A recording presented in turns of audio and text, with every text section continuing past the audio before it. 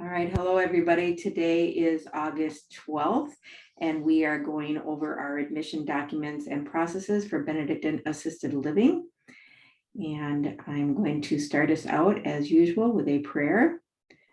First, I want to share my screen so that you can see that prayer. Hold on one second, share screen.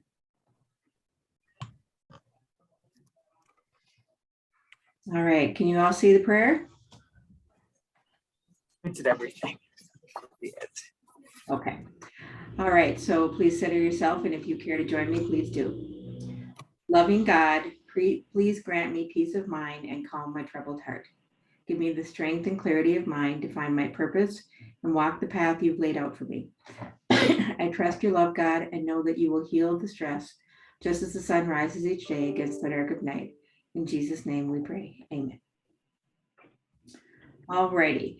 So during the, hopefully I can log back in here. During the assisted living prep calls,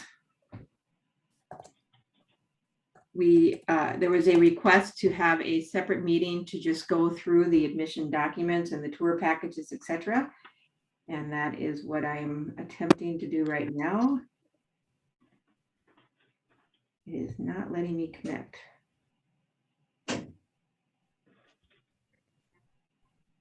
Okay.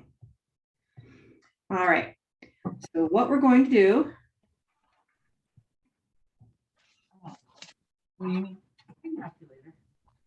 is go to eSource.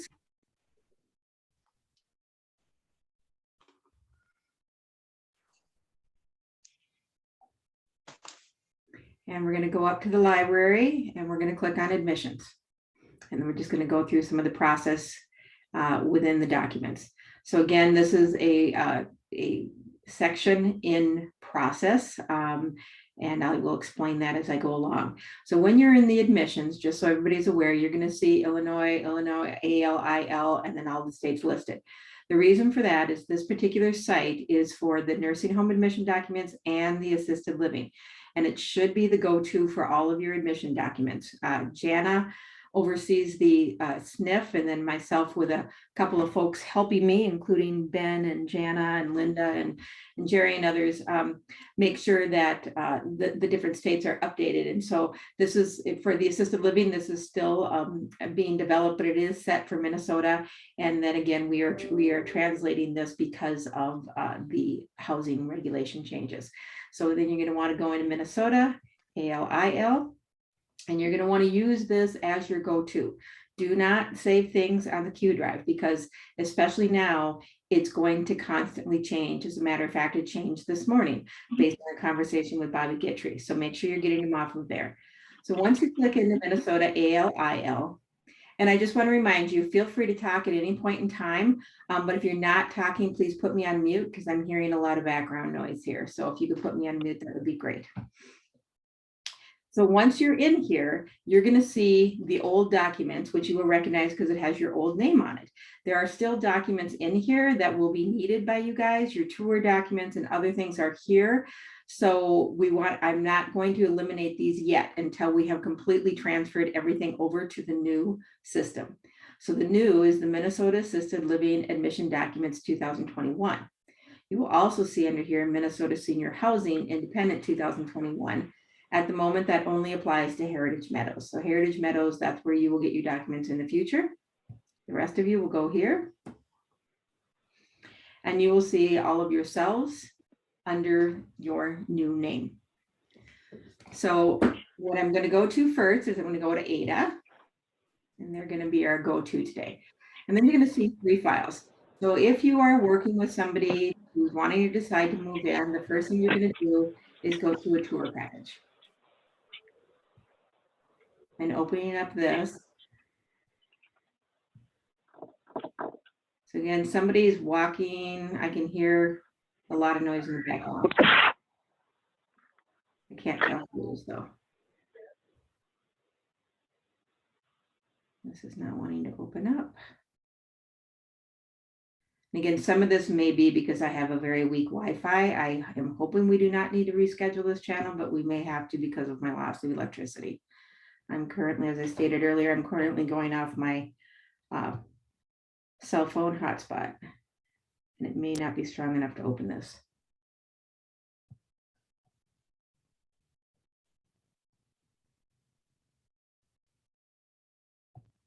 Okay, I'm going to try something different. Let's go back in. Let's go to residency and see if we can get any of these opened up.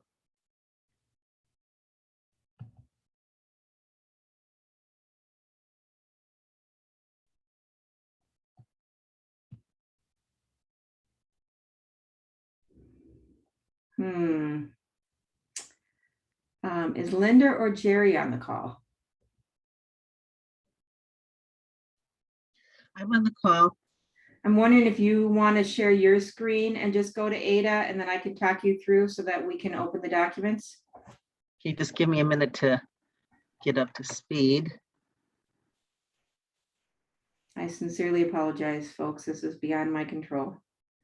You have to stop sharing your screen. Yep.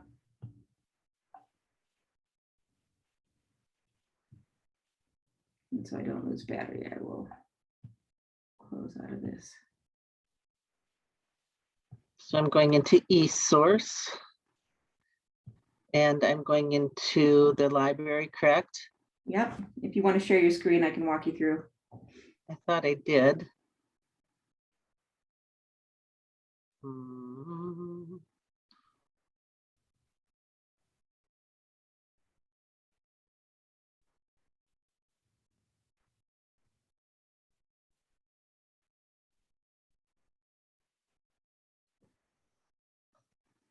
And admissions, thank you, Jerry. Minnesota. And then scroll down into the M's, keep going down.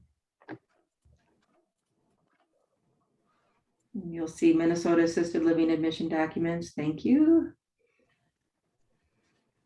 And then Ada, right on the top. And let's see if we can open the tour.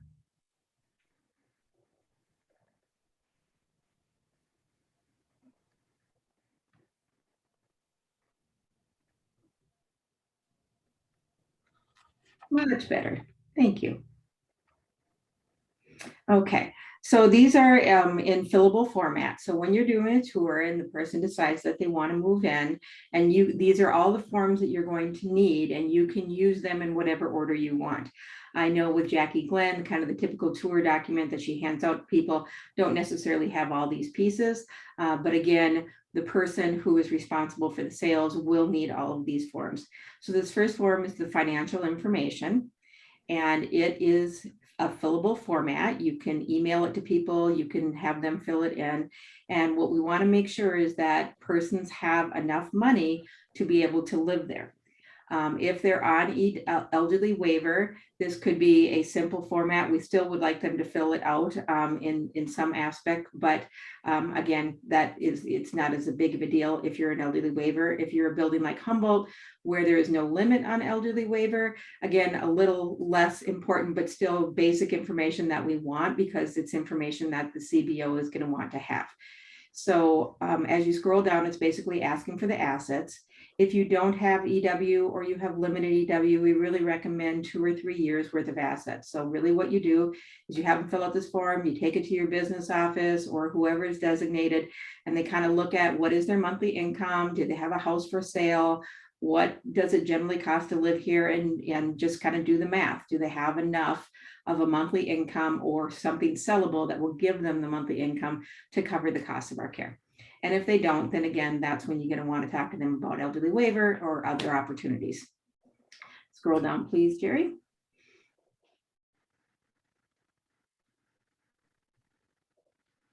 Keep going. This is all the same form. Oh, right.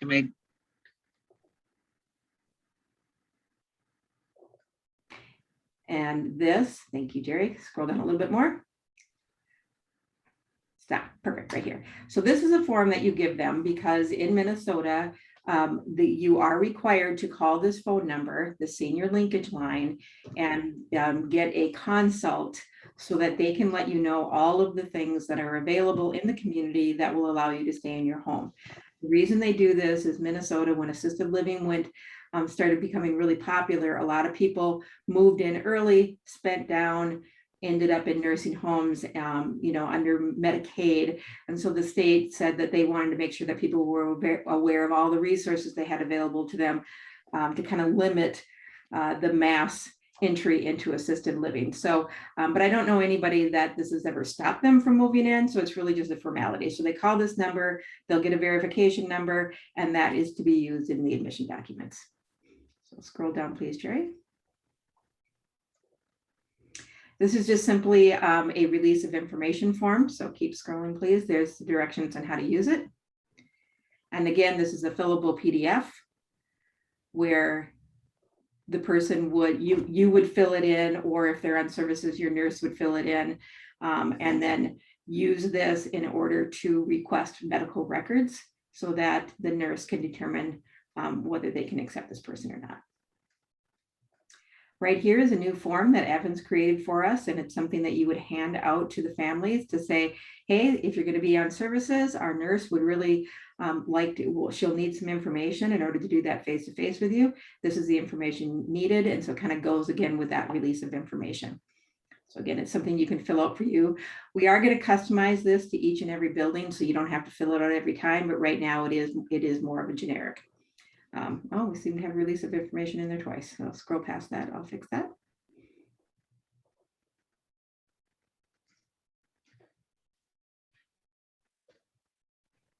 And then this is the pre-admission assessment. So all of this again is in the packet.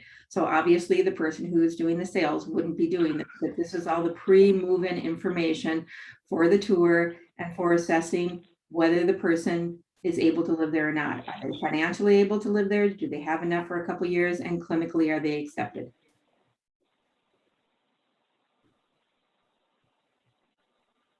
And this is a fillable PDF. I also have it available in Word. Assuming that we are accepting this person, this allows the nurse to request the MD orders.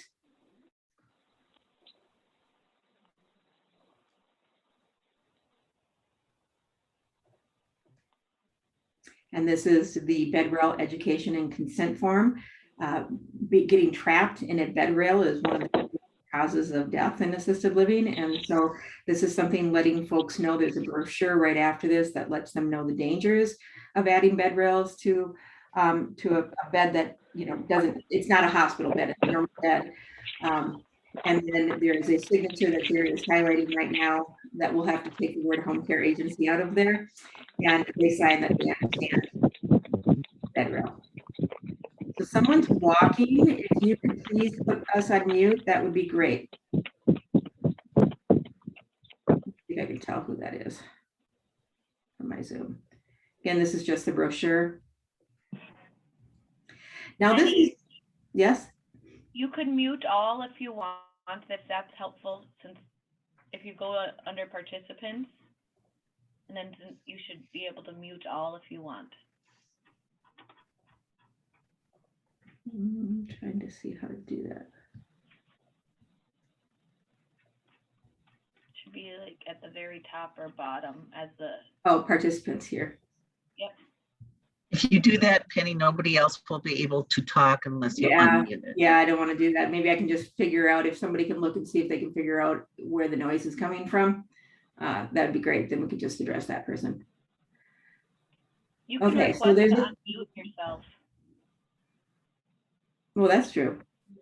Yeah, if you mute them all, then you just click request to unmute. Okay.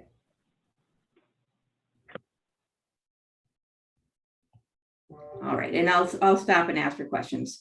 So yes, so in all of these documents, we were really just trying to get you guys compliant. As I've said in some of the other calls, we're going to go back through and get rid of some of the terms of home care and just clean it up. But these will make you compliant. And then again, as we go forward, which is again, another reason that you're going to want to get these off of eSource so that you have the latest and greatest as you go through. So again, this is new to mix the pre-admission between clinical and whoever is doing the sales. So, however you want to divide these up or, put them together in your package would kind of fit a little differently in each one of your buildings. So this document is really just saying how you get medical assistance. So it is requirement that we give them information on how to go on elderly waiver, which is medical assistance. They do this through the long-term care consultation, and then they get a caseworker at the county or in a health plan. And so for every county, there is a different phone number that you call to start that process. And this document gives you that information. And the blank screens in between are really just so that if you're printing it up back and forth, that everything comes out correctly in the packet. So this is a brochure. Now these here on the brochures are really just to show you what should be in your tour package. We don't want you to use these print ups. We want you to use the ones from the marketing department that are printed up on the nice stock paper and shiny and really the Benedictine standard. But we want to make sure that people aren't missing what needs to be in there. So that is why these are here, so that you know what that looks like. So you probably don't necessarily want to print these up, but again, use what you receive through WorkZone. So keep scrolling. This again is just Ada's particular brochures. And stop here, Jerry, for a second. So this is one that again is in all of the tour packages. All of the buildings have it because marketing and sales created it for everybody, but not all of you have this. So if you don't, please make sure you don't put it in your tour package. Let me know and I will take it out so that people aren't looking for this. But this is really our integrative health services. If you are an assisted living with dementia, this really is an expected standard. If you are an assisted living, pieces of these are an expected standard. And so if this is new to you and you don't know what this is, reach out to your RNS or reach out to me and we can help you get connected. Basically, the aromatherapy is simply that. And we have teachings in what smells help relieve anxiety, relieve pain, etc. We have healing music, therapy dolls, and comforting touch. And together, all of this is a non-pharmacological solution to some of the, to non-pharmacological interventions in our toolkit. So I'm gonna. Okay, and then next is the rate sheets so that people know what the price is. And if you are new to these rate sheets and need to have them, I'm not going to go through them today because that would take the whole hour and a half right now. But Linda or myself can walk you through if you have any questions on the rate sheets. What I will say on this though is that just as to be aware, the memory care is an all-inclusive rate. And the assisted living is very purposely a base rate plus levels of care. And that is so that, if the cost of nursing goes up, the people who receive a lot of nursing are paying their fair share appropriately. People who are receiving less nursing or no nursing are paying for the fixed cost. So it's really fixed costs is in the base rate, and the variable cost, nursing and other things for the higher level services are taking more dollars. So that's the basics of our rate structure. And then every building, of course, has their maps and such. So scrolling down to the end, that would be our tour package. So I'm going to unmute everybody. It says mute all. Allow participants to unmute themselves. Yes. Okay. This is Jerry. Documents in here that are ones that marketing or the housing manager would need to complete, and there's ones that the nurse would need to have the paper. Would you have this filled out for one person, keep it on the Q drive? Is this just to make sure you have everything in place? Just a little bit of guidance on operationalizing this between. Yeah, good question. And so, and that's what I was saying, this is new because typically, though you have your nursing, talk to the person and nursing's approving them moving in, they're two totally separate things. They are merged in this one. If it's easier for you guys, we can separate it out on the pre-admission. I would not keep it on the Q drive because if the law changes or something changes, we're going to update it for everybody. For example, the form that we put in that Evans created was just put in there 2 days ago. So I would not put it in the Q drive, but you can pick what you want to print out, and you can print out only what is relevant for you, or you can print it all out and just say, you know, and just have one or two packages where this is the piece for sales and this is the piece for nursing. So sales would get the financial, sales would give the rate sheet, sales would give all of those other things. And then these forms are available as far as the pre-admission where you'd have your nursing package too. So it is a little new that they're together, but this is really kind of the pre-admission information that needs to happen. It's the whole package. And what I could do is maybe even put a sample in here where I just write on this, like, you know, get this for marketing, this is for the nurse, this is for the tour package, what have you. Right. The reason I'm asking about saving on the Q drive is it's fillable forms. So if I start an admission for Jerry Reinhardt, do I put this whole thing on the Q drive and everybody works off of this? It's just that it's more operational, Penny. Right. Yes, I'm sorry. I thought you meant in the generic sense. Yes, once you are dealing with a human being, that makes total sense. Thank you for that clarity, Jerry. And then all of these forms are available separate from this large form? Not on an individualized basis. They can be if people want them. They are in a full PDF file, but you can print up or pull out just what you want from these. And they are available in the generic, but not tailored to the individual communities. But then they're not fillable as a PDF, right? No, they're fillable as a PDF. Okay. Yep. So like if you scroll up above, go to the nurses orders.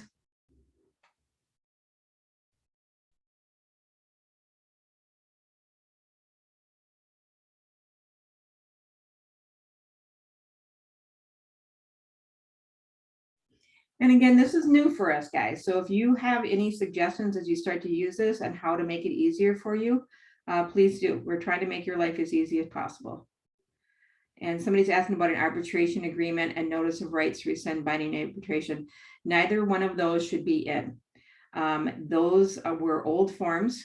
So, oops, sorry, go back down. Orders are below this. Any binding arbitration is an old form. Stop, please. Oh, this one is the generic. Okay, so this will be right where she's at right now. Right now, Linda and Mary are kind of working on customizing this for each building. So even though it's fillable under ADA, it will have the ADA. Here's the ADA name, here's the ADA address, and it'll be saved within the fillable form in that way, so you don't have to re-enter it every single time. But the rest would still be fillable, so you can just click on what you need to, and then save it to your Q drive, as Jerry pointed out. And then if it's easier to also have a format that's not fillable, we can do that too. Again, this is a work in progress.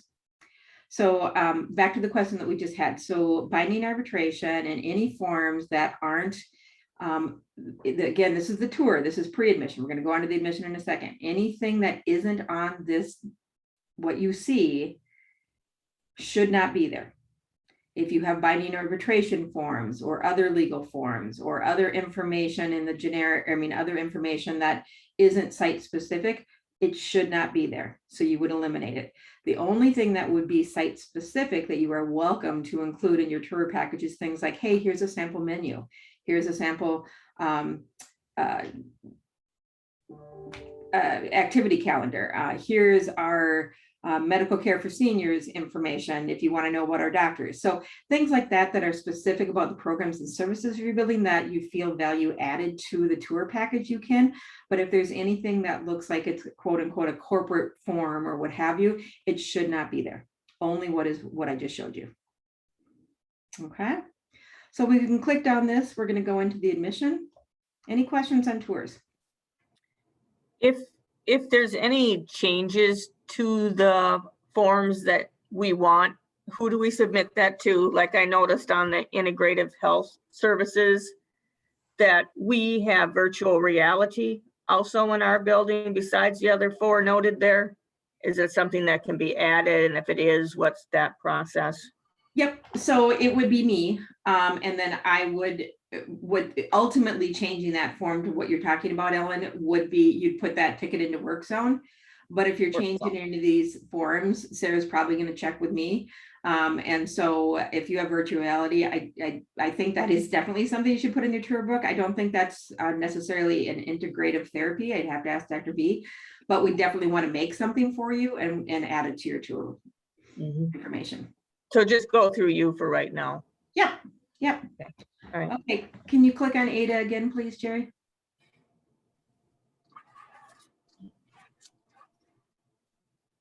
Okay, and then click on residency documents, please. And not on services, top one. So now you see that there's two documents here because the process is different for persons on services or persons not on services. So they've now decided that they've moved in, they've picked their apartment, they're meeting with, now there's the handoff from sales to the manager. And if you're both of those, it's a handoff from yourself to yourself. And what we recommend that you do is you have the person come in a couple days before. And what they're going to do is the nurse is going to kind of start that service plan. She's gonna ask them some questions so that she can start building the service plan, get the meds ordered, get the service plan built so that day one, the aides know what they're supposed to do, et cetera, et cetera. So you're going to want to tell the person you're going to want to come in and you're going to meet ideally with the housing manager or the identified person to go over the papers. That is your handoff from sales to operations to administration. So because we don't want sales being the one that everybody comes to once they're in the building, because that's the one they have the relationship with. You want to pass off that relationship. Ideally, the best way to pass it off is the paperwork. I know in some of you, you're so large that that's a challenge, and so other people may be responsible, but find a way to hand off that relationship to who is going to own that relationship. You're then also introducing them, handing them off to the nurse who would have already met them because they did the pre-assessment form. And so they're going to want to spend a good chunk of time with you. And you're also going to want to take them to their apartment, make sure everything's set. So now we're going to go through the admission forms. So this first thing that Jerry has up on the screen is the move-in checklist. So as you go through, you're going to, who did it, you know, that whoever is owning this admission is going to hold this checklist in this file, whether it's on the Q drive or I believe Ken in Northfield just literally keeps a file of all this in there until it's complete, and then he scans it and sends it up. So it has all the information. If it's more than one person being responsible, who initiated it, and then what was the date completed. So we're going to scroll past this. So this again is an internal form. Is the admission process complete? Next is the Benedictine form, which is the vital statistics. Now this is in Matrix. And so the easiest way for you to do it is enter this right into Matrix. But what a lot of people do is, and again, we're not going to be able to cover everything on this call, but what a lot of people do is they have a homework form. So the things that would make sense for somebody to fill out ahead of time, we go ahead and send that to them and say, okay, can you go ahead and fill this out so that when you come in, it's all done, and then we can upload it into Matrix. So that's why this form is in here. But if you're doing it in a face-to-face, I would just do it straight into Matrix. This next form is a new one. We must allow people to designate a representative. And so you would ask them, is there anybody in your life? It doesn't matter. They don't need any legal power. They don't need anything. And if Ben's on, he can weigh in. He had a quick call, so I'm not sure if he's on. But it's just a human being that you want to be able to have information shared with them, that you want us to be able to talk to, that you want to be your representative. So they can advocate on behalf, they can get information, etc. And so you are just designating them as a representative. If you have two people moving in, you have two of these forms. Penny, does this need to be completed for every current resident? Yes, this should have already been completed. About a month ago, you guys received your kind of transition documents for current residents, and this was in there. So all current residents should have one of these on file. And then we're moving into our lease. So we're going to stop here for a quick second. So the residents' names, and then the long-term care verification is that senior linkage line code. That's where you're going to want to put this for your permanent record. So you gave them that little card. They're coming in to fill out the forms. They brought in your code. You're going to transfer the code to the lease. You're going to write down the apartment number, what level of care they're at, the monthly rate. Now, the monthly rate is the full price of the apartment. If there are an elderly waiver, when you talk about application or applicable fees, here's where you will note, will will pay elderly waiver fee, or will pay GRH fee, or will pay whatever. So the monthly rate is the base rate. So then, just to correct my own language, then it would be the applicable fee would be the GRH rate, which I think right now is $934, if I'm not mistaken. And then you would also write down elderly, just say elderly waiver, or again, you would put what the current service plan rate is. So the monthly rate plus garage, service plan, what that dollar amount is coming out to be at the moment. Any other additional fees would be placed here. So Penny, this is a residency for not on services, so we wouldn't have any service plan Thank you. fees, right? Yes, you are correct, Jerry. Thank you very much for pointing that out. Yeah. The lease is the same on both sides. So, but you are correct, Jerry. So again, if they have a vehicle, now the pet information is here, and it's there regardless of whether you take pets or not, because if they have a companion animal or a service dog, you have to take it. So it's just in there, you just leave it blank. So then you scroll on through. Here again is where you put that designated representative. Right there is where you write down that name. They sign the form and you put it in the lease because it's required in the lease. Keep scrolling in down. Now there is a document that Ben gave us that if I could pull it up, I would, but I can't again because my situation. But if I can send that to you if you haven't seen that, that tells you what's really changed in here. So stop right here, Jerry. Thank you. So in the termination of the lease. Oh, no. Where's that? What? Go up, please. Keep going. Stop right there. Okay. So, yeah, I'm looking for the specific language, but in this section, you will see a couple of things that, again, I just want to point out because this is something that gets people confusing. This lease, especially for people not on services, but in general, this lease is an agreement for the housing that they're living in. And assisted living at this point is still not an institution, it is a housing entity. And so they're just like you or I, if we go into the hospital, or if we go into a nursing home, or if we unfortunately die, we still have to pay our mortgage, we still have to pay our rent. So there is notice in here, regardless of the situation of what's going on. It is a 30-day notice if you die. It is a full month if you are just leaving. So if you leave on the 15th, you're paying from the 15th to the 31st, and then you're paying the full next month. Now, in some cases, that does not make sense. Like, let's say it's a really difficult family and you had to talk them into moving into the nursing home, and it's really a contentious situation. And this clause is really not going to help that. On top of that, there is another clause in here which is number 1 right here, by written mutual consent at any time. So this means if the CEO or the executive director and the resident say, okay, we're going to make a different deal, and we both agree with it. You're going to go to the nursing home and we're going to charge you 2 weeks or 1 day or whatever it is. That's where this clause fits. So you're still treating everybody fairly. You're documenting why you're doing something different than what the lease says, and it is by mutual consent. And then these are the other pieces of notice.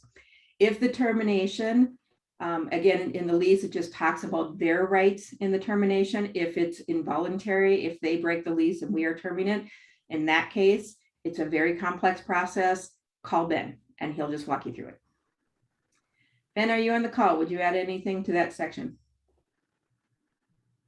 I would just say we have seen a couple of communities that have had questions, or people that don't like those termination provisions and have asked to change them. I guess standard response to that is a lot of this is coming right out of the statute as far as what the rules around termination are and the timelines. So it's not necessarily something we just made up. And again, the point of the standardized process here is to have everyone be on the same page, with the note that if it makes sense, there's kind of that catch-all. We can always agree to end our relationship at any time if the community and the resident or resident's family both agree, circumstances allowing. But other than that, we try to hold to these other terms, which are right out of the statute. And they are fair and appropriate. People are not surprised that they have to give notice. So I know my parents lived in assisted living and it did not surprise me that I had to give notice. So keep scrolling, please. I was just wondering on as it pertains to rehab to respite, I haven't seen a new lease agreement come out concerning that. Is that because there's not going to be any changes? Will they not be having an addition to their agreement that designates a representative? Will there be any changes to their lease? Ben? Are you on mute, Ben? Yep, eventually, we probably will have a new respite agreement on this model. But for folks that are currently on the program, their existing agreement would govern that. But yeah, I think in answer to your question, everything else in this applies, and we will need to get you a new lease for that. So in the Yeah, I just meantime, talked about new, admits going forward. yeah. So Ben, if they have a new respite tomorrow, should they use this lease or the existing respite lease? I would use the existing one until we can get a new respite one put together, which I can do pretty quickly. Yeah, that would make sense because that reads entirely different in regards to termination. Yeah. And it's a week to week, not a month. Yep. Thank you, Ellen. Good catch. Okay, keep scrolling, please. Where do you want me to go to? Just go past the lease. I'm just gonna ask Ben, is there anything else, Ben, you want to point out on the lease? I don't think so. Again, I'd refer folks to kind of that list of talking points we put together on the big changes. A couple of communities have had families that are particularly into going through everything with a fine tooth comb and asking questions or asking to change things. So if you run into anything that kind of goes beyond the scope of that list of FAQs that we put together, feel free to reach out to me and I can give you some further talking points or equip you to respond to inquiries. Right. And again, in his talking points, it also talks about, what was different from the last lease to this lease. It does now state whether you accept EW, whether you have limited EW, whether you do modified diets. So there's more specific details within that about some of your care. So this next thing beyond the lease is, and the last thing I want to say about the lease is you can go through all these packages in any order you want. But the last thing you want them to do is sign the lease. And the reason for that, it just came out from Leading Age, that we must give them the UDELSA before they sign the lease. And so in the acknowledgement form, they're signing, they received it. So I think we're fine. But technically, just to make sure if they ever ask anybody, did you get that before you signed anything? You can either just put the UDELSA up front in your little package, or again, just to be safe, you can just have the last piece to sign the lease. So this piece is for independent living only. As we've talked about before, this is for the administrative side of the team. If somebody is not on services, there should not be a nurse in sight. Again, it's the same sort of concept regarding, assistance if an IL pulls their pennant and they're on the ground. We don't know anything about you. We have no permission to treat you. We have no permission to give you any information. We have nothing to do with you. So this is done by an administrative person.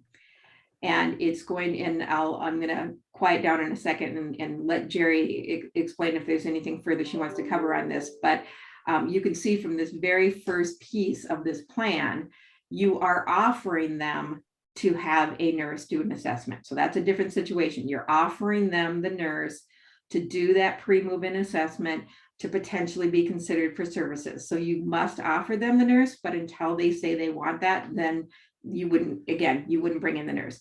And then as you go through here, and again, I'll let Jerry do that. If you believe that this person is vulnerable, again, is there a reason to believe they would benefit from services? You should let them know that. I think you could benefit from services. Would you like to meet with the nurse? So Jerry, anything you would add about this form? No, I think that, this is stating that they're refusing nursing services and nursing assessment. As we go through this, we can continue to offer it and they have the right to refuse. You would want to check all the things that are applicable for this individual. and any interventions you'd want to put in place, and then make sure that it is signed. And that we're gonna have to get the signature down here from everybody that's completing this form, because that is their refusal of a nursing assessment that's keeping them in the supportive services area of assisted living rather than the assisted living services area. And it also has a spot, if they say, I'm not answering this form, then just say, please initial this top little box here and sign, and then that's what you would file. Okay, keep scrolling, please.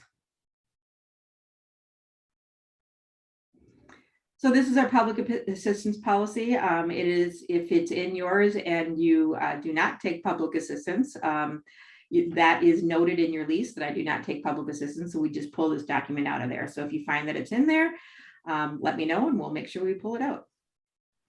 I think we have for all those who are private pay, but there could be a mistake out there. We are human. And this is your handbook. Handbook should look like this. Again, if it doesn't have this look, then it's probably not the Benedictine handbook. I think all of you have it, except for maybe one or two. Not the end of the world. It's not our top priority right now, but we will want to get it down to this. The main thing in the handbook is that we want to keep it as generic as possible. Make sure we cover the components that are required by law, because there are things that are required in the handbook, such as emergency information, complaint information, etc. And we want to make sure it's generic so that if you change your reality, we aren't constantly having to update this. So instead of saying church is at 10 o'clock, you say church notice is located wherever, type of thing. You don't list the beautician's name. You just say the beauty shop, we have a beauty shop type thing. Here's how you access it. So that would be the handbook. So if you can scroll down towards the end of the handbook where it goes to complaints. It's a pretty lengthy document, so you want to scroll maybe a little. This fast. one? Yeah, keep going. Yeah, this is like a 25-page document, so you may want to scroll a little. As fast as this old computer will go. It gives people a chance to see what's in there. That's good.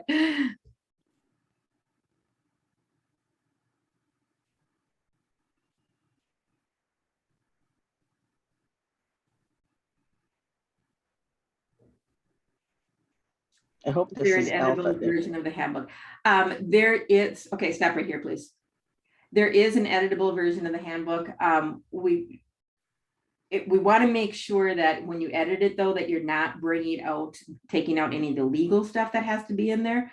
So we're very careful about how we change this. So it is ideal if there's changes to let us know, or again, we can kind of work with you on how to get this document.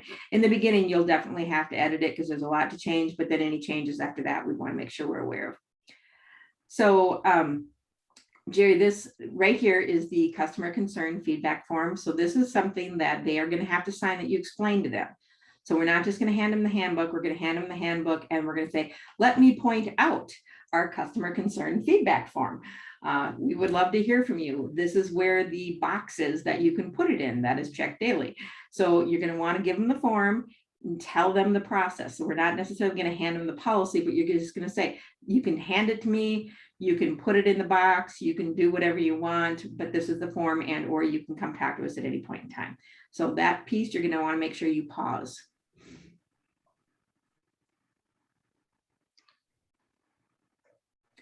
And then this is the investigation form. This is again a part of our process.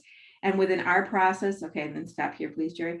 Within our process, we also use the customer concern database. So you should check that wherever that form goes, you should check that daily. If there is a customer concern, you put it in the customer concern database.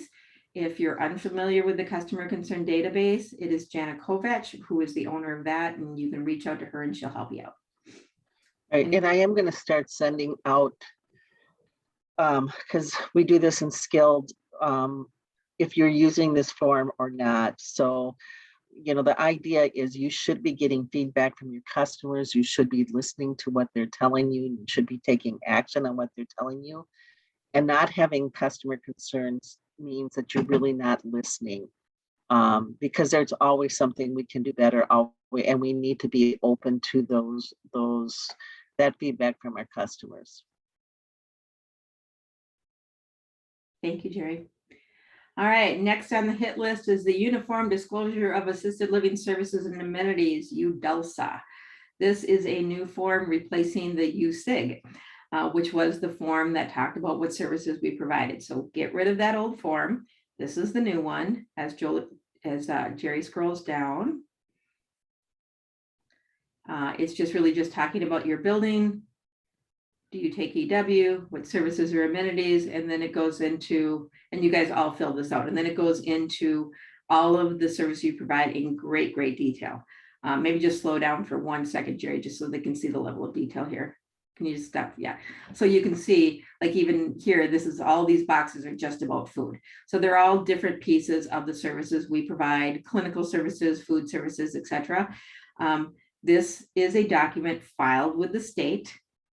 We are not allowed to change this document unless we notify the state and give them 30 days notice.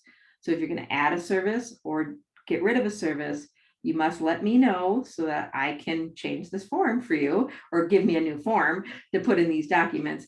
And we need to file it with the state that you are changing the form because they also keep that as a matter of a public record. So, and this is the document that, again, however you want to do it, because every building's a little bit different, you must give them this before they sign the lease. And so some of you, I find this to be way too weighty to put in a tour package, but it is available. If you want to put it in your tour package, you can let me know and I can certainly do that for you. Go ahead, please, Jerry.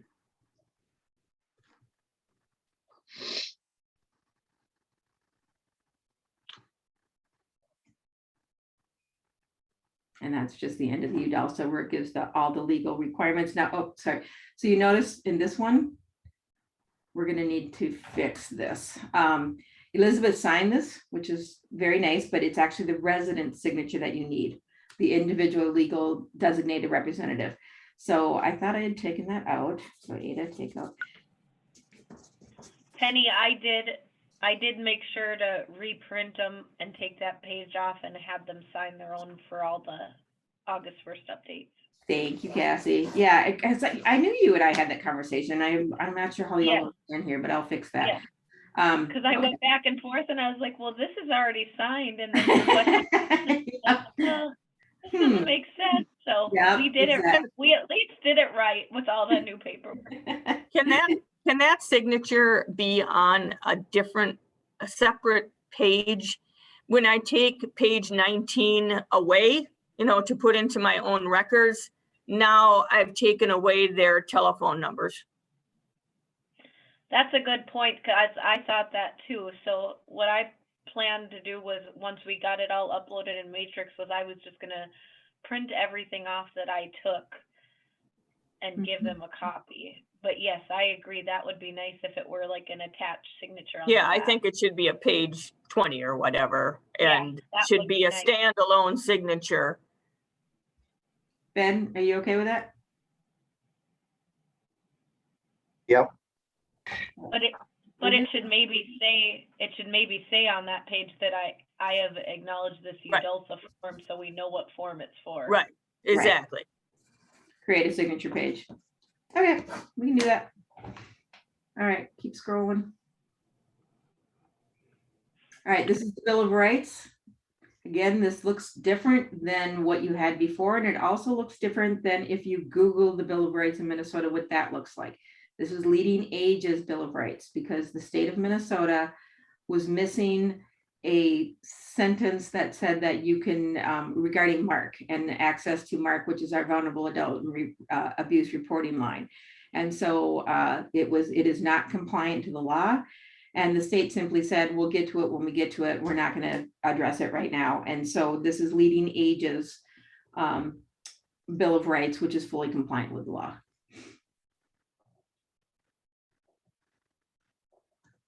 So if we used the previous format that we were given and all the families signed off, residents signed off that they received that Bill of Rights, do we need to send out the Bill of Rights again? I don't think so. I mean, Ben, because I mean, if the state, my thought on that, but I'll bow to Ben, is it is the document that the state sent us. And so if they're gonna ding us for using their form on the current, I think that's a little ridiculous, but we want to make sure it's right going forward. But I bow to our attorney. But we just have the record that they were given the Bill of Rights. Or is it or is there acknowledgement attached to the same form No, with the rest? no. No, I- there's no separate acknowledgement. It's on Yeah, the same form? No, there was the little 4-piece acknowledgement that they checked that was sent out with the transition documents. I Correct. think that what we used Yeah. for the current clients did not have the clause that was missing in the Minnesota Department of Health form, which now we've got the leading age Minnesota form that has that clause in. Right, but I think what Ellen is saying, do we need to send it? And what Ben is saying, when I sent out the transition documents, there was that little short page acknowledgement that simply said, I got the Bill of Rights. So, Right. so I Not- said, right, I think Ben is saying we're covered by that. Ben, is that correct? All right, because if there's no way to specifically reference back what version they were Yep. given, they're not gonna be able to say, well, you didn't give them the one with clause 4 or what have you. Right. Okay, keep scrolling, please.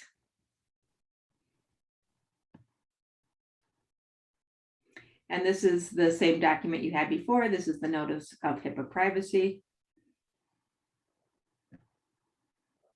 Keep scrolling. And then this also has an acknowledgement form on it. And then this is the dementia disclosure. So we're going to reference this again in a little bit, because again, this is kind of a work in progress as things kind of get sorted through, constantly changing. I'm trying to minimize the amount of changes. So this is the dementia disclosure for Ada, which does not have a dementia unit. They are simply assisted living. So this one is the generic Benedictine standard format for we don't have a dementia unit, which is a required document. And so if it should match your reality when you look at that form. This is the advanced care planning document. And again, this is a new form, a new letter, because it says relief of choking.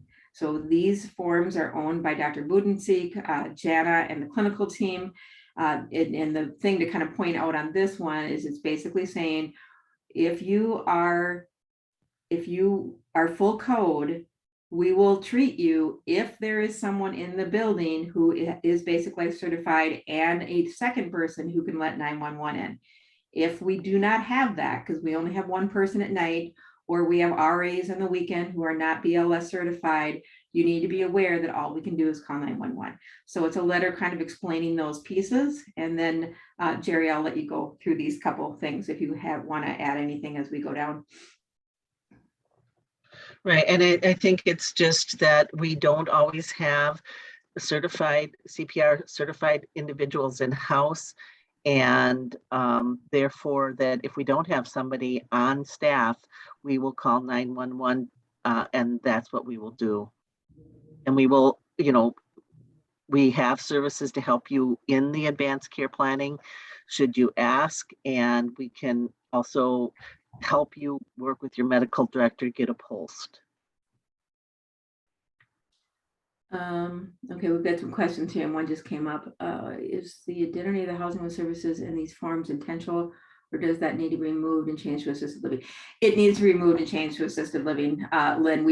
There's some of these details. We were so busy trying to get your license actually out there and get you compliant that in all honesty, we did not have the chance to go back and do those little fine tweaks. So those still need to occur. Our main priority was getting you compliant. And so I am working through these as quickly as possible.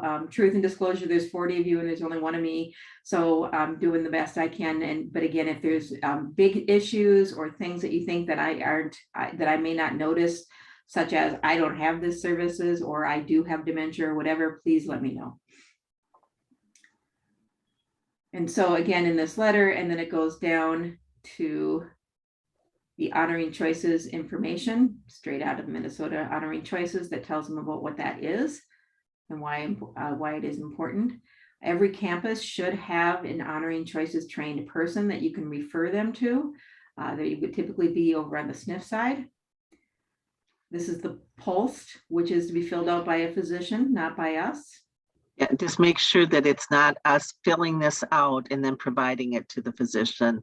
That is not correct practice. We give it to the resident to take to their physician. And again, this is IL. So it's not scary to ask. It's just simply saying, hey, Honoring Choices is really important to us. This explains it. This is a POST document. Even though you're IL, we would really love it if you could give us your advanced directives or take this to your physician and put it in the little envelope on the back of your door in your room so that when 911 is called, if they should be called, we know what your wishes are. As simple as that. We have here in Ada, the previous housing managers had put it in place. They have these magnetic, it's like a magnetic holder, like with, it's plastic and then it's clear on the front. Mhm. And we fold it up and then we have the cards and then a copy of the POST folded up in there and they're on their fridge. So And it's really nice. Yep. They're handy. yeah, and that's it can be on the fridge if you wanted, if that's your process. So Dr. B, and I'll let Jerry again talk again in a second here. But Dr. B and Jana have also created these nice little slip-in things that can go on the door where all the documents can go in there too. It just needs to be somewhere consistent you can be seen, and on the fridge it can easily be knocked off, etc. So that's why, just somewhere consistent in every building in a place where it's not going to be knocked off. And that's why we recommend the back of the door, but it sounds like your process works for you, so that's great. So Right, and just make sure that all staff know that, so that if it's 7 o'clock at night and 911 is called, that whoever is working at that time would know the location of those forms for the EMS. and Jerry, do you want to explain the short form? Boy, I don't think I have the knowledge to do a good job of that. This has been in place for some time. And so I think if you have questions about this, you better talk to Dr. B or Jana. Yeah, and we do have a video on eSource of Jana explaining these documents. Basically, the short form is that until you can get the full post, it's a way of giving your requests on a shorter term. So again, reach out to Jana. We have the post Put you in on the here spot, twice. Jerry, sorry. Looks like we have the post in here twice. Yep.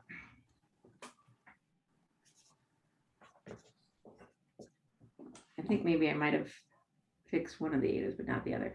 Okay, so let's just take a quick look at the chat room thing here. Okay, so items during the lease signing has been very helpful. Would you need to do the vulnerability form for our current IL residents? The abuse and vulnerability form? Yeah. Yes.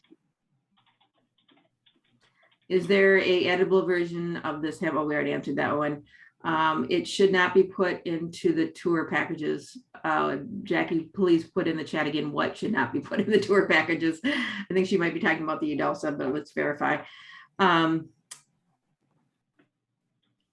we still fill this out for our AL? So Karen, please feel free to talk. Fill what out? Oh, Jackie is clarifying the UDELSA should not go into the tour package. Wait and just make sure you sign up for the lease. Thank you, Jackie.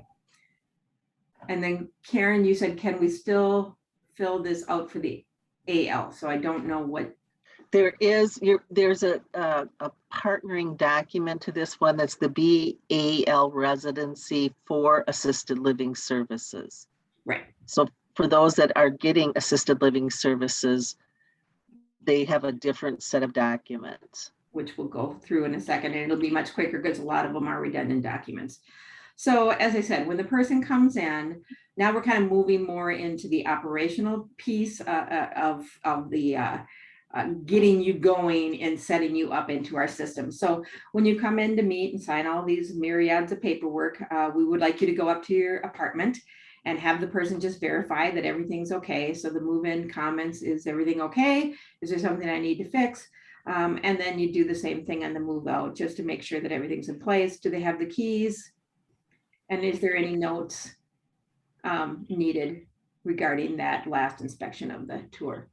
And then they sign it, give them the root keys, etc. This is the general release of information. And so this is to be used if you guys have it to cover things like many of you have the directory on the front door where you look up the person so they can let you into the building. Or if you have a book that you share with all of your residents that says who lives there and what apartment they're in, anything publicly like that that you're releasing. So then they have a choice of you can release some, none, or all of the information to the general public as you include me in things such as that. So scroll down to the next, please. Stop here. This is the photo release. So you want to have them sign this, but you want to make sure you're not just having them sign this and then put it into a file, because if they choose not to sign it, we want to make sure that we don't release any photos. So somewhere in your community, you should have a list of who signed it and who didn't, or a list of who didn't, so that whenever you have a party, you make sure that you know who does not want their picture taken. And so again, down at the bottom, it gives you different choices and who the different signers are. So again, the different signers are it's either the person, it's the person's representative, it is the person who is the legal guardian, or the power of attorney. So they're just indicating what they are.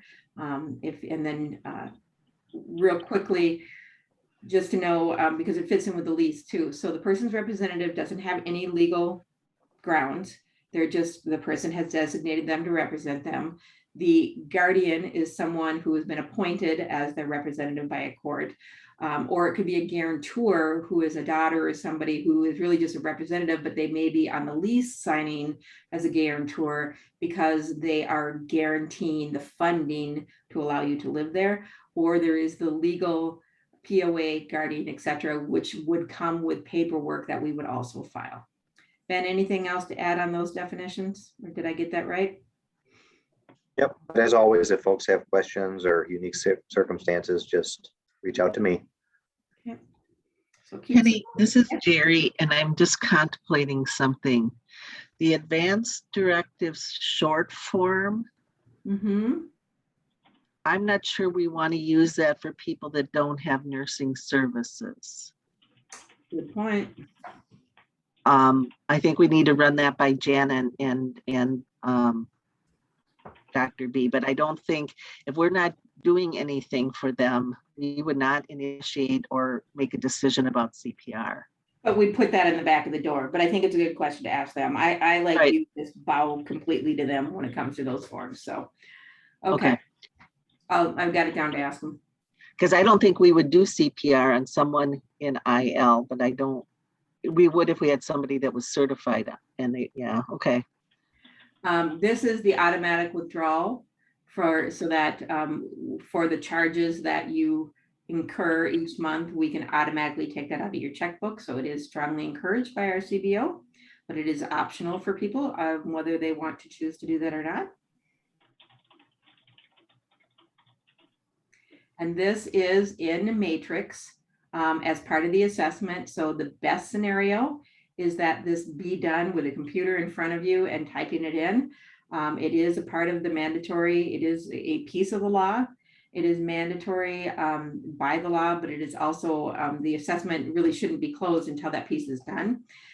What we like to do is, again, send this out as homework to people so that they come in, they have this all filled out, and then it becomes more of a quick, oh, I see you said, tell me more about that, than waiting for them to think about what the answer is. So highly recommended as homework, and it is in this form as well. So again, so where does this get filed? So this piece of the form, if they hand it in to you, would just go again with all the lease package and the admission in Matrix. It would all get uploaded into that. And then in Matrix, the official piece stays into Matrix and then gets reviewed by the nurse, who would include anything he or she needs to into the service plan. Okay, so this is not somebody that's going to have Matrix, so this would just be kept with the lease papers then. Right, because it's just homework at this point. This is not the official document. This is something, again, I'm doing all the paperwork and I'm saying, hey, we're gonna ask you all these questions. So as we, go through these documents, I'm gonna give this to you. So you can go ahead and start thinking about it, maybe fill it out so that once you move in and so comes to meet with you, you'll have the answers, is more how we use this. Okay. And this last piece is again, where it kind of all wraps up. So can you scrub a little bit and stop? Oops. Sorry. I'm sorry to make you be my Vanna. Okay, right here. So again, this is where the crescendo comes in. So you ask all those questions that Jerry just scrolled through, and now what am I going to do about it? So what's information about food? What's information? How can you help me? How can you help me? What is my daily schedule? How can you help me? So this is where the information moves from, oh, that's really good to know that you're a vet. That's awesome, to on Sunday, I want to be dressed by 10 o'clock and ready for church, build that into my service plan. So they're two different things. And this is where the crescendo comes into what do we have to do to address your person-centered needs? Right, and I think it's just important with the daily schedule, and someone that's not getting assisted living or clinical services, it's empty my trash. It's not help me get dressed for church. It Exactly. could be, you know what I mean? We have to be very clear that what we're doing here is not nursing care. Thank you for pointing that out, Jerry. 100% right. And again, this is, I know some of you don't have pets. This is in there as well. I can take it out if you want, but I want to make sure, again, some of these are for queuing because it may be very rare, but it is possible that you may have a pet. And so it just outlines, basically, you have to be able to take care of your pet. The pet can't be disruptive to anybody else, and you need to let me know who's going to take care of the pet if you're not there. So again, if you're adamant that it comes out, I can take it out, but it's in there. All just like the authorization to take stuff out of your checkbook. Not everybody's going to want to do that, but these forms are in there because it was likely that people will, or it might come up and it's available to you.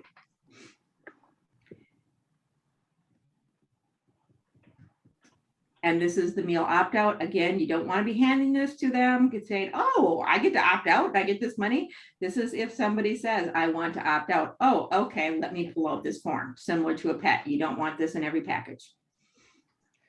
So where does the discussion take place about opting out of the meal? Is that during the lease review?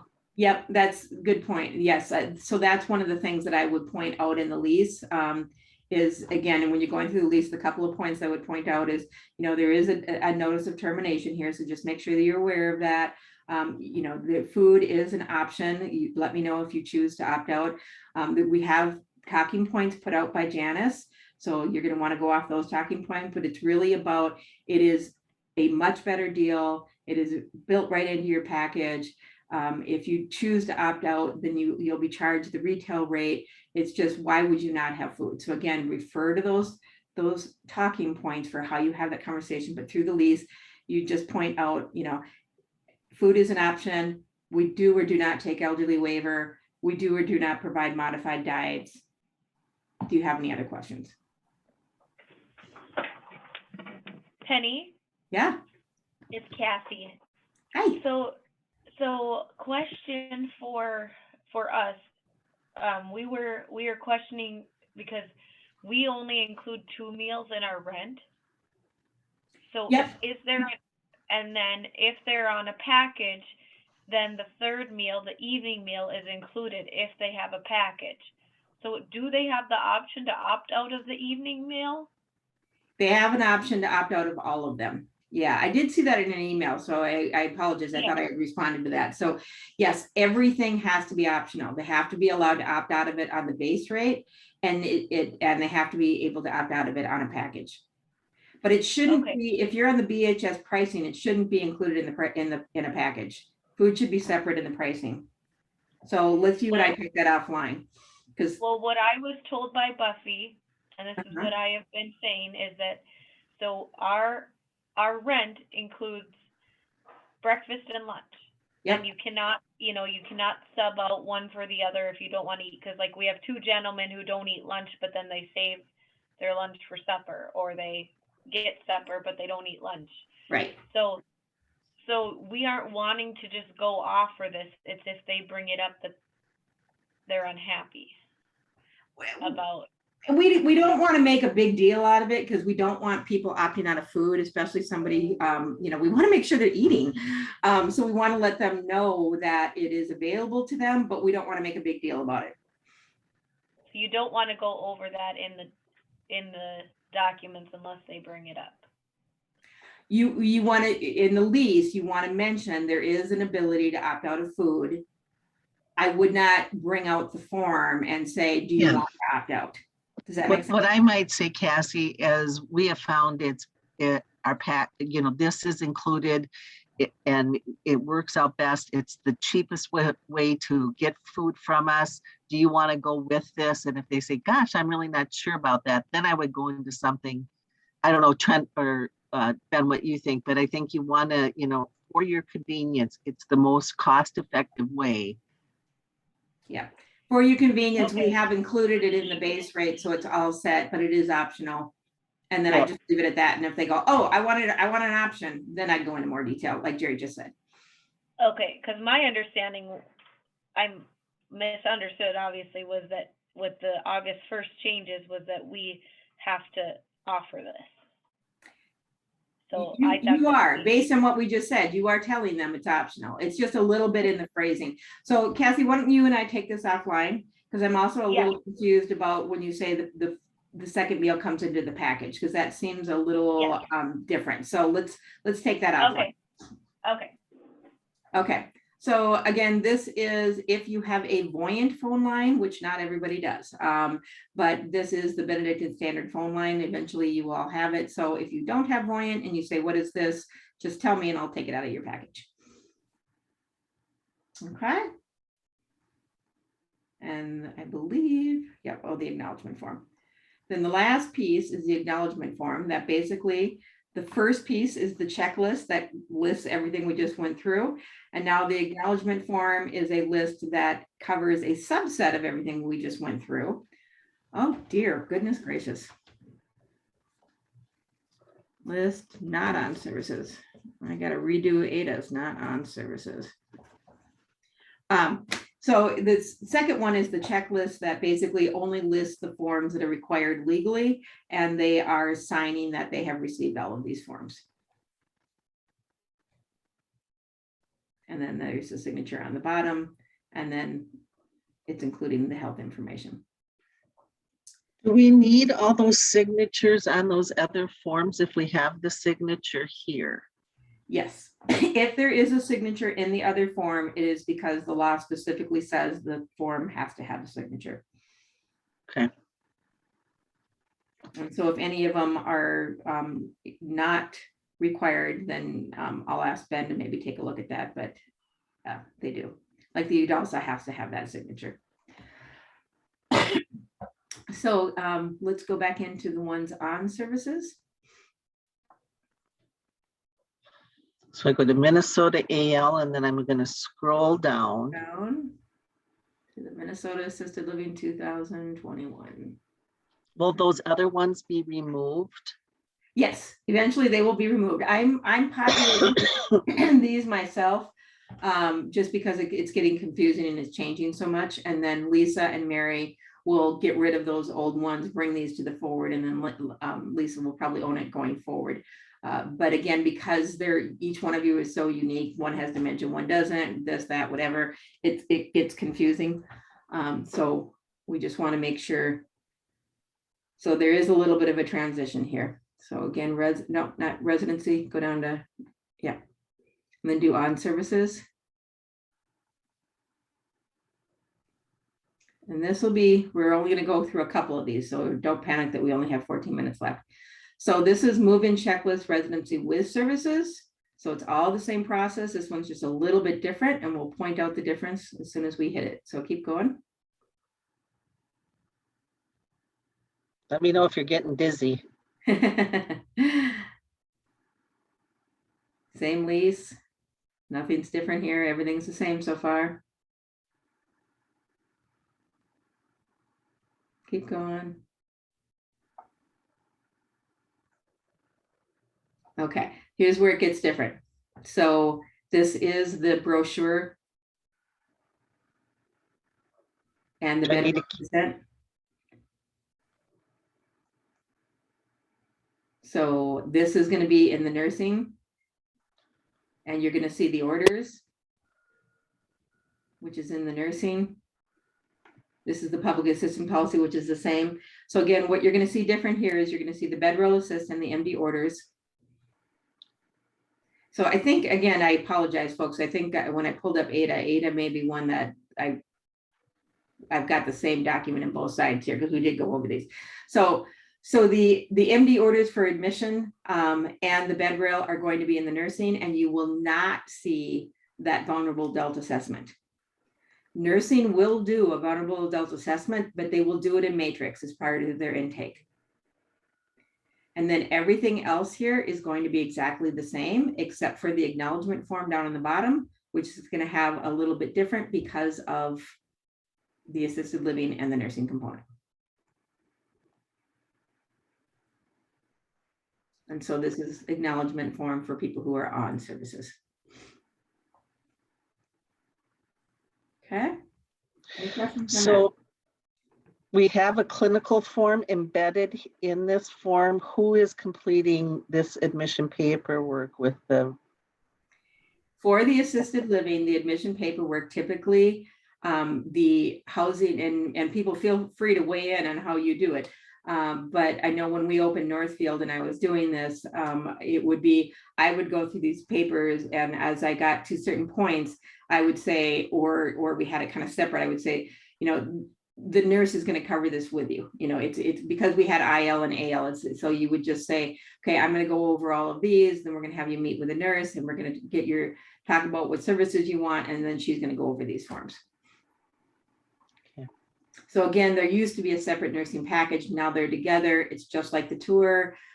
So I've put everything pre-admission and before I decide to move in, before I'm approved to move in, and this is everything that is needed before I move in. If you guys find that you want it differently, please let me know. I'm just trying to make it as simple as possible for you guys, and if there's a better way, happy to know what that should be. Okay. Question on the last part about the directive, two are the same. Yeah, the advanced care directive documents should be this. Should have a different letter on each one of them. One of them basically talks about you're an independent living person, and so just be aware that these documents are really nice, and I'd like you to use them. And then the other one gives more detail about the services. So I think the question, just a little, for clarity, it appears that it says, can we go to that page? Mhm. Where they check off on the check? I think it's on the checkoff page. Where do you want me to go? I'm not way quite. down to the bottom, Jerry. Last page. Okay, yeah. So right there, it says, I have received information about the healthcare directives and a brief description of the policy regarding advanced healthcare directives. And then if you go down a little bit, Jerry. You Page cited it twice. Yep, you're right. Good catch. So is Read one, that. is one maybe should say not. So I have executed a healthcare directive and provided a copy to this assisted living provider. I have executed a healthcare directive and have not provided a copy to the assisted living provider. Mm-hmm. Yeah, I pulled that directly from what you guys have been filling out on the nursing side for the last couple of years. So that's interesting that it's been like that for a couple of years there. Look at it. So I can definitely fix that. Thank you. Yeah, thank you. Okay, so one last thing to go through. Any questions on the difference? So really the one difference between the two is one of them has a vulnerable adult assessment done by admin offered to have the nurse. The other one is the pieces of information that are not in matrix that the nurse may want, which is to give them the information on the bed rail, to have them sign it, and the MD orders that they may want to take with them to the doctor.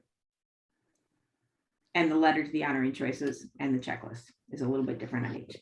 If you are somebody like a Marywood, where there is nobody that would ever live there, that doesn't have services, there's only going to be one package in your file. So now, Jerry, if you can go to eSource one last time. Two last tools to tell you about. So one of the requests that was given was, what if somebody goes on services after they've moved in? Can you do a nurse only file? So if you just click on your little library guide, you can go to admissions, same process, but we're not going to go to Ada this time. Minnesota, up. Was that Minnesota? Wrong place. Oh, yeah, I was gonna say, I think that's Missouri. Minnesota. And then go scroll down to the AL regs. There you go. I'm wondering if we could put a number 1A on this or something, so it's at the top of the, Yeah, good idea. Now don't go to forms and tools, please.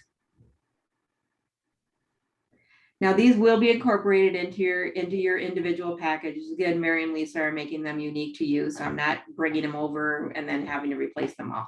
So this is where you're going to find this right now. This first one that Jerry's going to click on is the nurse only fillable. So it's the handout that Evans talked about that you could say, this is what we need for admission. It's the release of information. It's the assessment that the nurse has to do. It's the orders. It's all the nurse only stuff. So again, if you guys think it makes more sense to take all the nurse stuff out of the residency documents and just have a nurse only form, we can do that too, whatever works best for you guys. I think it's probably based on facilities, because like here, I don't have a salesperson. I'm the salesperson, and I probably do some of that extra nursing stuff, Yep. you know, as well. Yeah, and that's why, like I said, we want to be standardized as much as possible, but I know that your processes are a little different. That's why it's kind of easier that maybe, you know, you print up 4 or 5 at a time so that you're making sure you've got the latest and greatest, and then you make your package, and then you make your packages based on how you want to do it. So then we need to go to eSource one last time, Jerry. oh boy.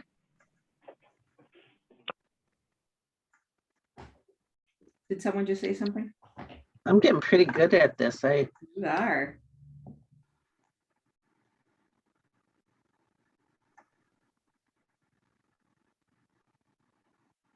Okay, now go to policy handout. So this changed as of this morning.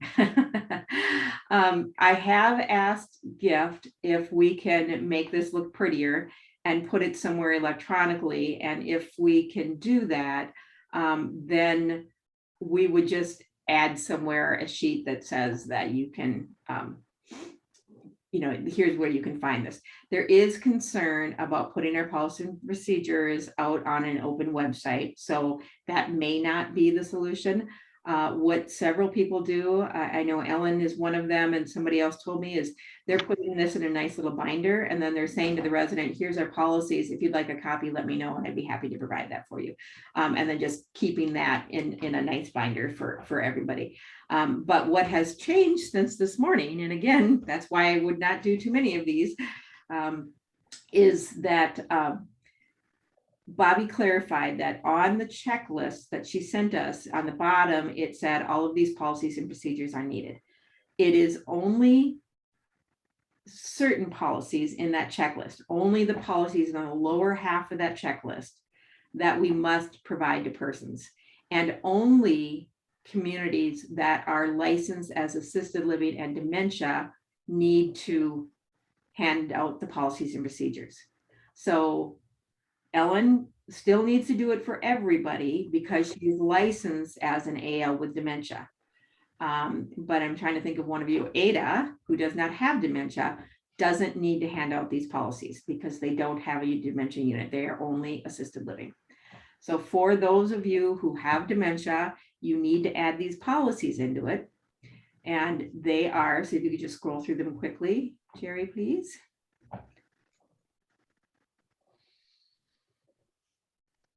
So one of them is the dementia philosophy, which currently is in your admission packages.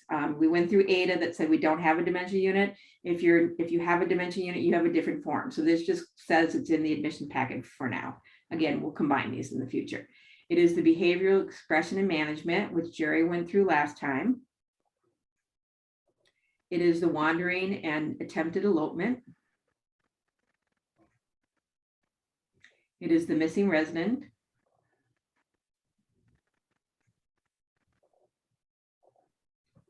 Medication management. Oops. Psychotropic medication use. Oops, oh boy, oh boy. And the training is the one that she was on right now. You're good. Keep Okay. going down. You got it. Psychotropic medication. Training.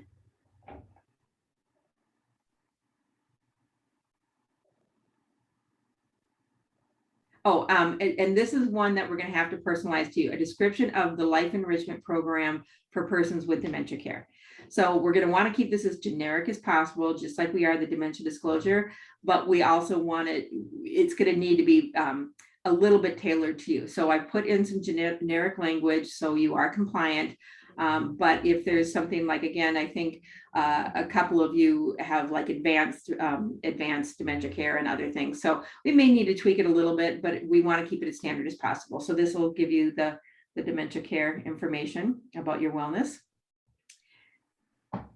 And then there's the family council policy, which right now you can see this one just says policy because it's the same policy for nursing homes and assisted living. So we may tweak this a little bit for the AL into the future.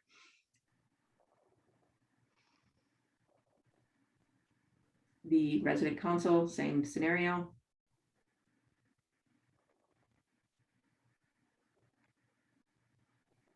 The use of PA and intercom, basically limit the use of it. And then lastly, and this one, again, I wanted to put it in here so that it's compliant, but you're going to need to talk through this one because until we can get this personalized to you, because this one is the transportation, coordination, and assistance, and safekeeping of your personal possessions. So each one of you, some of you have vans and provide transportation for medical trips or whatever they want. Others of you have a van that is only used by activities. And so that's the kind of what they're looking for here. What is the transportation or what is the coordination? So if it's, hey, just if you want to get to a doctor, talk to Ken and he can help you figure out Metro Mobility, that's one thing. Or again, in some of you, such as Madonna, I believe they actually drive you to medical appointments. So that's going to be the uniqueness here, that right now you're just going to talk through. You're going to tell them this is what our transportation is. And the safekeeping could simply be, you have a lockable door. If you're concerned about your things, please lock it. You're welcome to bring a safe, whatever the case may be. It doesn't have to be intimate. I mean, anything big. It doesn't have to be that we need to provide huge things. You just need to know what do we do unique in our building that you're making sure that they're aware of. Okay. And we are right at 11:30, and that is the end of our document. And then down on the bottom, again, is an acknowledgement that they have received these. And a signature, because you must acknowledge that they've received the policies. Okay. Any other questions? I will be sending out an email here in probably this afternoon or tomorrow, depending on, we have created additional policies that there was, Lynn caught a situation where we needed to add an RN, not just the ALDON.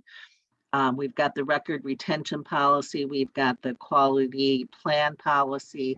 So I will be we're getting them on eSource as we speak, and I will send out a notification to you all so that you understand which ones we have updated and gotten out for you. So just be watching for that.